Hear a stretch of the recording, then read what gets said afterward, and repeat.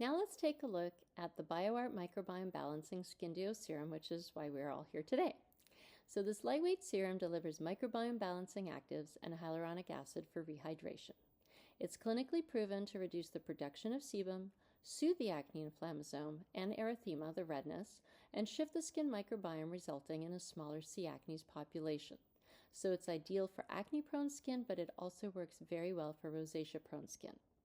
The key ingredients are Lactobacillus plantarum, that delivers anti-inflammatory and antibacterial activity to help balance C. acnes and S. epidermidis colonization to reduce the formation of acne pimples, but it also helps improve skin hydration to reduce oxidative stress.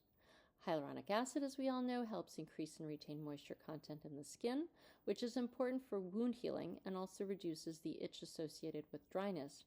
And finally, mannitol binds water molecules and helps to enhance the skin's moisture retaining capacity. Now, the most comprehensive way to treat acne is by addressing the issues affecting both skin and gut or hormones. So therefore, we recommend combining this probiotic serum with the Codex shunt topicals like face scrubs, toners, oil control creams, spot treatments, moisturizers that are microbiome preserving, with either a shunt clear skin probiotic supplement if there's gut-based acne, or the shunt skin de-stress supplement for hormonal acne. So if we look at the clinical results, we basically did an in vitro model on 2D human cultured human primary sebocytes, and you can basically look at the activity assays against C. acnes and S. epidermidis at the top, and both species were statistically decreased after the application of the Skin Duo serum, so it had an effect on both species. In the bottom, we see skin microbiome modulation on 40 subjects between the ages of 18 and 45 with grade 2 or 3 acneic skin that apply the serum to their face for 28 days.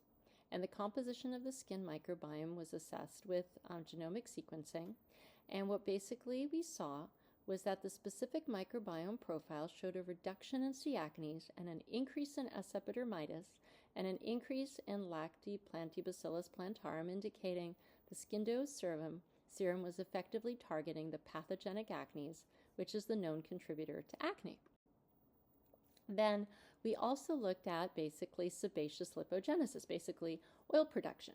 So again, when we tested it in 2D human sebocytes, the cells that produce sebum, the serum after incubation decreased lipid production by 43% when compared to untreated or other reference samples. Now, if there are liposaccharides, which induce expression of antimicrobial peptides and pro-inflammatory cytokines, so basically inflammation, the serum treatment decreased the lipid production by 57%. And you can see this also from the immunofluorescence staining, which confirmed negligible lipid presence in the original. So we now know that the serum also reduces sebum production. Then we looked at inflammation, because we know acne is an inflammatory condition. And so we looked at basically how does can we create a dynamic shift in this environment?